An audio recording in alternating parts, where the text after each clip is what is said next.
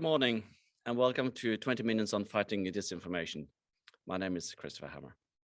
Today we'll be hearing from Stefan Rollnick, who says that in order to fight the disinformation, we need more than facts. We need a better story.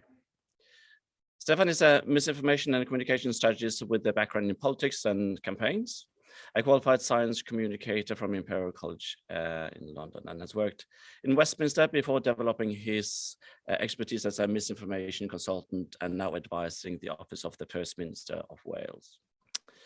As many of you will know, we are keeping these talks as close as possible to 20 minutes, and this is why we sadly are not taking questions at the end of the session, just to stay true to our concept.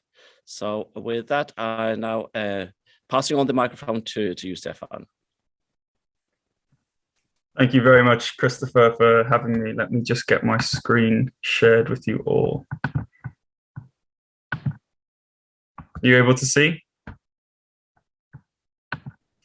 Fantastic. Yes, we are. Perfect.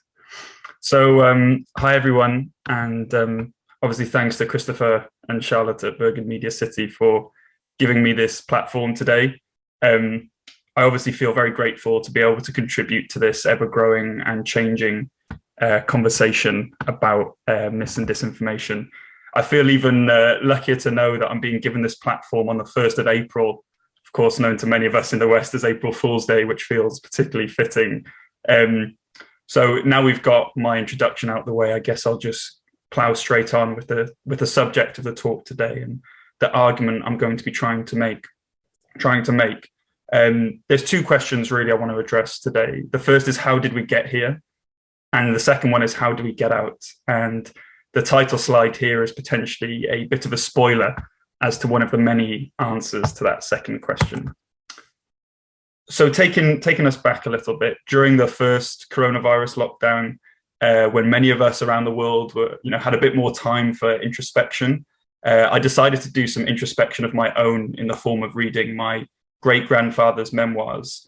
At the time, I was working for a campaign group trying to disrupt the financial architecture that was propping up disinformation websites across the world. And that could be really depressing work. And so I found a kind of small modicum of comfort in looking to history for answers. My great-grandfather, Joseph Krickler was his name. He was born in a rural village called Tels, which was then in the western reaches of the Russian Empire, but is now modern-day Lithuania. And in his memoirs, he provides this astonishingly detailed account of 19th century life in a region known as the Pale Settlement, which was a dedicated area of Western Russia where it was permitted for Jews like Joseph to live. And so in reading these memoirs, I read about the quiet and often uneventful life of rural peasants, about his participation in the general strike of 1905, about how he was nearly kicked out of his teacher training college for his revolutionary activities, some of which I've inherited. I read about what life was like for a Jew on the front lines during World War I. And I read from his perspective about what it was like to witness the fall of the Russian Empire and his disappointment with what replaced it. And then I would read eventually about his departure from Eastern Europe in hope of a better and safer life. And in amongst this roller coaster ride through European history, Joseph peppered his stories with a chilling foreshadowing of what was to come for the family he left behind in Eastern Europe. During his first visit to Vilnius, where he was to train to become a teacher, Joseph observed, in this part of the town was the Jewish quarter, which you can see here in the image. It was a Jewish ghetto of the Middle Ages, and you could still see the parts of the large gates which used to be shut at night when Jews had no right to be outside. We looked at these relics of the cruel past and could not imagine that 50 years later, the civilized Germans will again make use of them. So for me, reading these stories brought up a recurring question. How do our societies get stuck in a repeating cycle of social breakdown, conspiracy theories, and identity-based hate? And what can we learn from previous examples of this to inform the important work that we're all doing today? And for families like my own, and for many of those around the world, obviously most recently in Ukraine, but also in Syria and in Yemen and in countless other places, These questions aren't just important or interesting, but have proven, of course, to be matters of life and death. So one unavoidable recurring theme that arises when you look at the social breakdown precipitated by conspiracy theories and identity-based hate in European history is the ease of communication. So time after time, new inventions which appear to usher in a new area of connectivity and togetherness as humans become more interconnected, simultaneously mark eras of unforgettable violence and bloodshed. The printing press is hailed as helping to precipitate the scientific revolution, and it was also crucial in the spread of anti-Semitic blood libel that ultimately forced my family to flee Europe. The telegram was predicted to bring humans closer together, but then ended up becoming the midwife to the bloodiest century in human history. The radio didn't just transmit FDR's fireside chats to new audiences, but also Adolf Hitler's anti-Semitic conspiracy theories.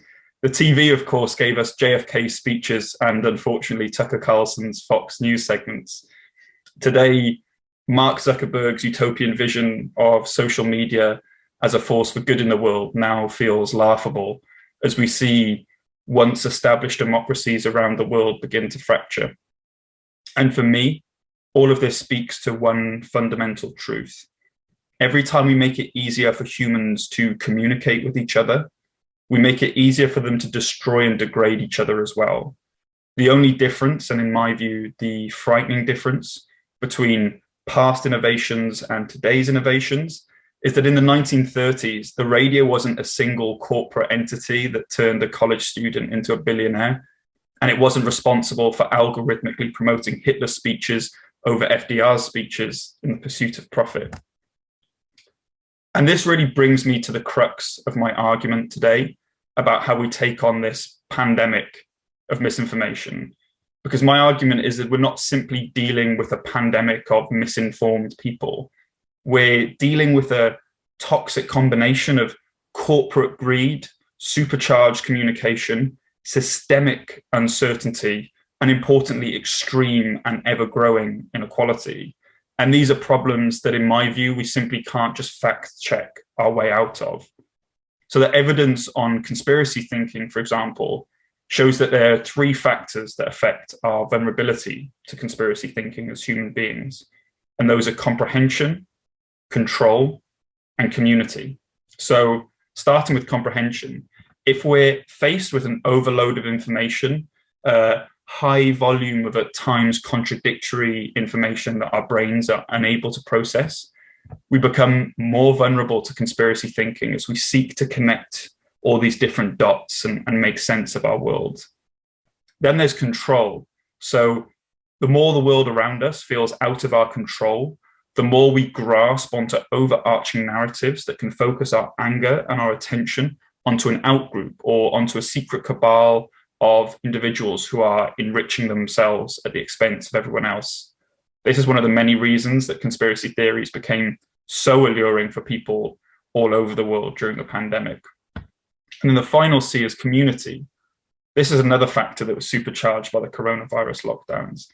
The more detached we feel from those around us, the more vulnerable we become to the lure of conspiracy theory communities.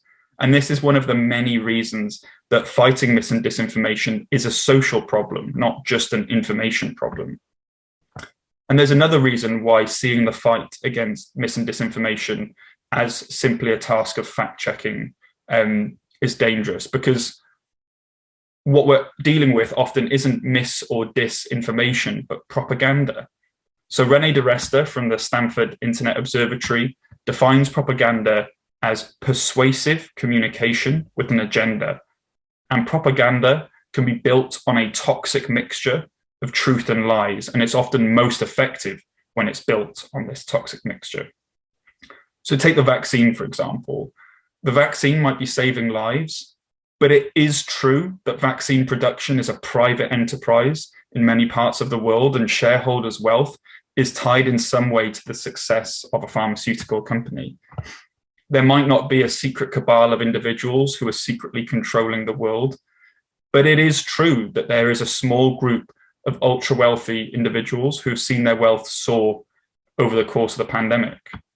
Climate change might be real, but climate action may and will inflict short-term discomfort on individuals who haven't been responsible for climate change. Conspiracy theorists, they get the scapegoats and their explanations wrong, obviously dangerously wrong, but they're usually right about some things. The best conspiracy theories always contain small amounts of accurate information. And so treating this challenge as a challenge of fact versus lies misses the point, because the best response to a lie isn't a fact, it's a deeper truth. And our challenge as communicators, as policymakers, as campaigners, is to arm ourselves and our allies in the information war with those deeper truths. Just to be very clear here, I'm not saying that fact checking isn't useful or important in the fight against mis and disinformation. Myself and my team owe a huge amount to the scores of incredible journalists who are working tirelessly to verify information at speed, and it helps us to do our jobs far more effectively than we otherwise would. But what I am saying is that this crisis isn't simply a scientific challenge or a technological challenge or an information challenge. It's also a moral one. Keeping these dangerous narratives out of the mainstream of our politics and our culture, and preventing the social breakdown that this continent has seen repeatedly throughout the course of its history, requires all of us to draw the line between what is right and what is wrong, and most importantly, to defend it. Because democracy's greatest strength is also its greatest weakness. If we open ourselves up to anti-democratic forces without a plan to expose them and to fight them, we risk succumbing to the same social breakdown that forced my great-grandfather to flee Europe. The marketplace of ideas doesn't always produce the best results because it's not a free market. It rewards fear and it bows to the whims of the powerful. And social media has made this market even less free, projecting humanity's worst impulses onto an algorithm and supercharging them, rewarding and boosting content that leaves us more divided and less well-informed in search of greater profits. So that's all quite bleak, but what does defending the line between democracy and authoritarianism look like? Well, firstly, it does involve fact-checking. Fact-checking sends an incredibly important signal in our culture that facts still matter. Part of Putin's strategic approach in Ukraine is not just to spread untruths, but it's actually to degrade the value of facts in our culture. And fact-checking equips pro-democracy audiences with the information they need to go out into their communities and advocate for the truth. And it helps campaigners and practitioners like myself, like I said, act with speed. It also involves accountability for big tech companies who, until this point, have been allowed to mine vast areas of our online world for data while leaving division and disinformation in their wake. This doesn't mean Facebook investing in a team of fact checkers. It means altering their algorithms that reward low quality information and extreme content because they generate more profit for the platform. It means taking down disinformation super spreaders who create vast sums of money both for the platforms and from the platforms. And with regards to inequality, it involves giving people dignity through secure work, secure housing, and a greater sense of community. This requires significant redistribution of wealth, but this increasingly isn't a left versus right issue, it's a right versus wrong issue. There's a reason why the World Economic Forum, for example, has turned its attention to inequality as one of the biggest threats our society is facing. And so for us as communicators, what does it require from us? A good place to start is to look at the strategic goals of disinformation and trolling. So broadly speaking, disinformation and trolling is designed to produce three outcomes. The first is it's designed to shift the conversation. So trolls are looking to inject dangerous ideas into the mainstream of our culture. And by elevating the profile of these ideas through conflict and social proof, they start to normalize them. The second is trolling is designed to drain the enemy's resources. So we've all experienced it, anyone who's been on social media, but we only really talk about it as a personal issue, not a strategic one. But every communications team I've worked with is facing a cost to their energy and to their morale as a result of disinformation and trolling, which takes away from their creative output. So we see here how personal challenges can also be strategic ones. And also trolling is designed to distract us from our messaging. By baiting us with outrageous ideas and false information, trolls tempt us into engaging with their content and their messaging, forcing us to have the conversation on their terms. And we need to resist the temptation to chase after every piece of misinformation as it arises. In the last month, my misinformation cell has been working pro bono to support communicators in Ukraine and across the world fight Vladimir Putin's propaganda. This is one of our resources, a narrative response toolkit, and it builds on the strategy employed by Joe Biden's campaign team back in 2020 for fighting mis and disinformation. And what it does is it analyzes all the different signals, which are the different themes that are emerging, in this case coming out from the Kremlin and pro-Kremlin allies, and it analyzes those themes to identify the core narratives that lie at the heart of the themes, identify the vulnerabilities, the objective truths that those narratives are built on. And then what it does is identifies counter narratives that can be spread throughout the population to proactively immunize, to use that word, proactively immunize populations by spreading content that both implicitly and explicitly pushes our counter narratives. And if you go onto the LINPR website, you can find a copy of our report on Ukraine and some of our content recommendations for fighting mis and disinformation. So with quite mixed success here, I've tried to squeeze quite a lot in to our 20 minutes we have today. These are obviously two really big questions to try to answer. And so I've placed us within the historical context of where we are and given a few solutions for how we might get out. I mean, the main point I want to leave you with today is the one that was on my title slide, which is the best response to a lie isn't a fact, it's a deeper truth. And to finish off, without being too bleak or depressing, I'd like to end my session today with a warning. Many of you will know who this man is. And for those who don't, this is General Ulysses S. Grant.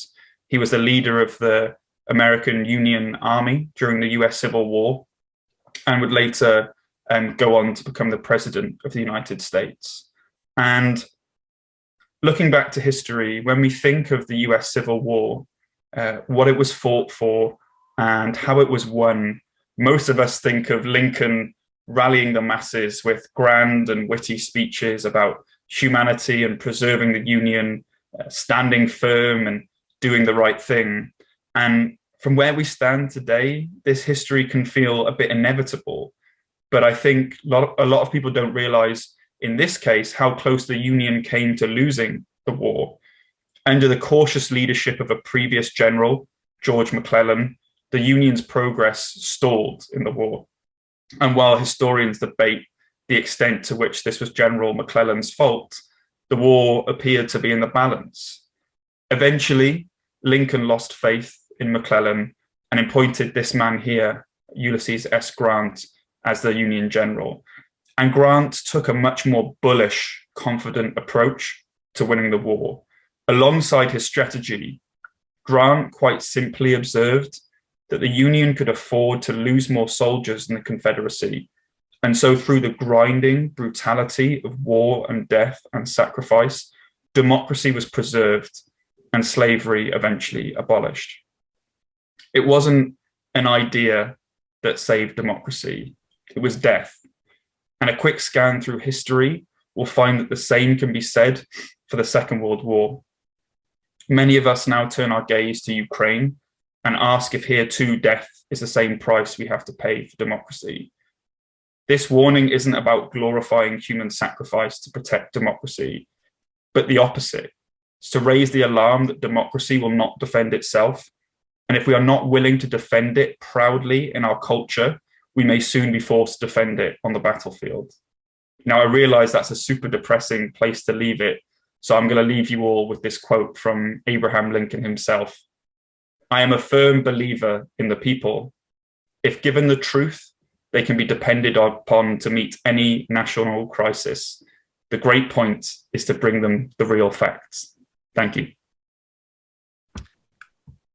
Thank you so much, Stefan. That was a roller coaster through history, and also a warning of what is facing us. And I think it sort of demonstrates that this battle is multifaceted. There are many angles to join the fight against mis and disinformation. So thank you so much again, Stefan. And for those of you that might miss a part of it or would like to share with your colleagues, the recording will be made available shortly.